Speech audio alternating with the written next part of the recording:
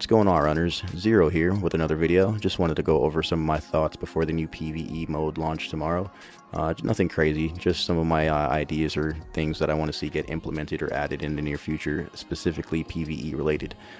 So let's just dive into it. Beginning with the sponsored modes, specifically sponsored survival or the sponsored PVE light mode as some players would call it. I believe this should be added to the entire game on every single map, maybe except for cryo.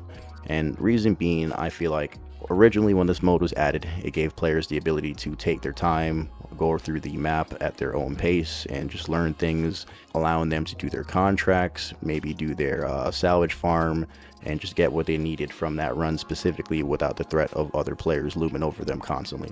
Which, again, I understand this is an extraction game, don't get me wrong, I completely understand that.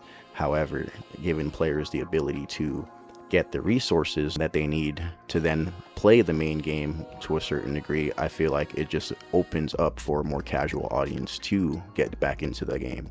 So people always compare this to, for instance, Arc Raiders. And I strongly believe the reason why Arc Raiders is so popular is because they just catered to their casual audience.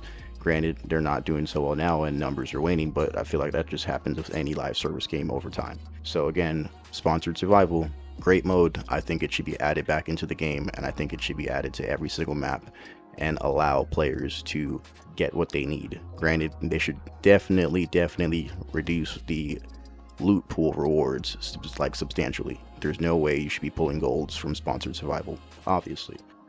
And at that point, you can even implement the same currency that you'd be using in the Vault Breaker game mode in the sponsored survival mode, allowing players to even purchase things that they may need for later runs even, so better gear possibly, giving veteran players the option to then play with new players as an incentive to say, hey, let's help them learn the game, just like the carry system to a certain degree, like helping players complete contracts or so forth. Now I get that we're not going to try and be Caribbean Raiders here, but at the end of the day, we're trying to get more players and player retention to be increased.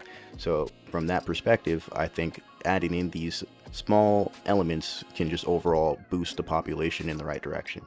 But again, that's just my perspective, just one random guy's perspective on the internet. Just let me know what you think about it.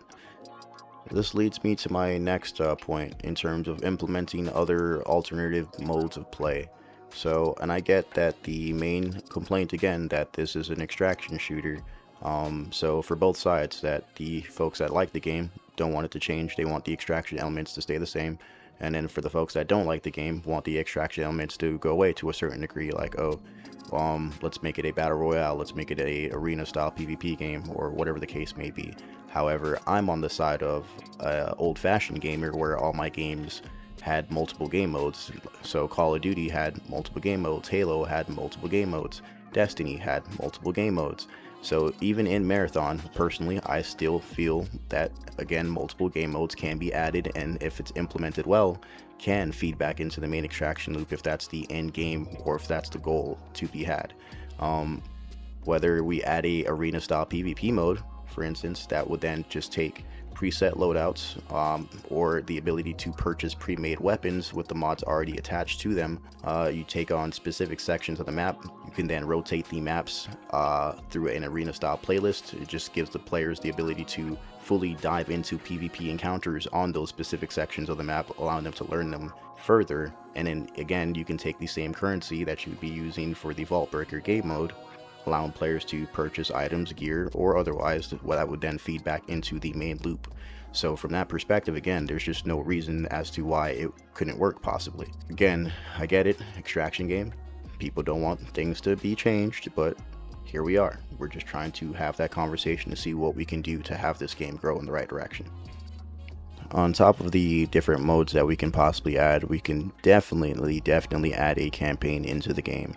And I understand that there's a story somewhere there in the codex, and I definitely listen to bits and pieces of it from time to time, but at the end of the day, I'm a player that likes his game to have the story in the main gameplay loop.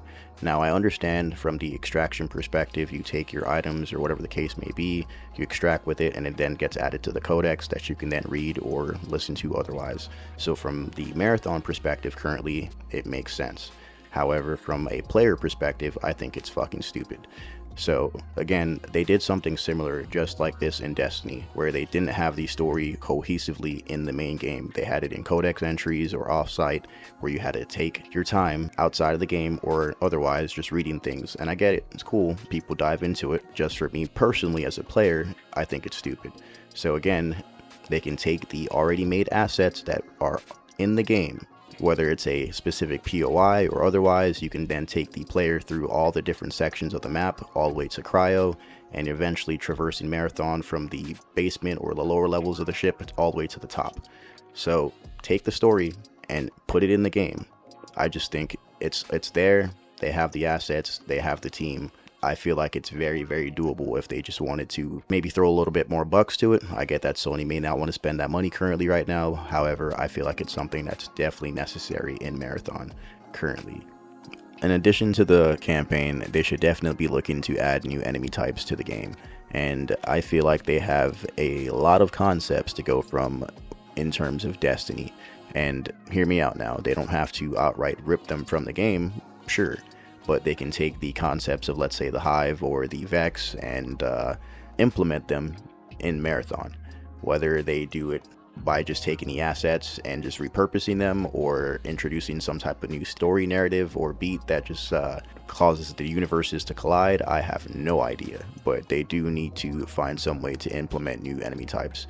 Granted, I've never personally played the older Marathon games, so I'm not sure what else there is, and that's probably something I'll be diving into in the near future just to see what else Marathon actually has to offer in terms of story elements.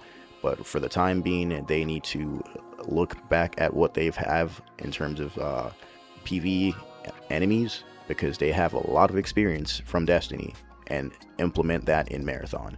I just don't know how they're going to do it, but I know it needs to be done. Anyway, though, that's just, again, another guy's ramblings online. Let me know what you guys think down below. Thanks again, and remember, runners, escape will make you God.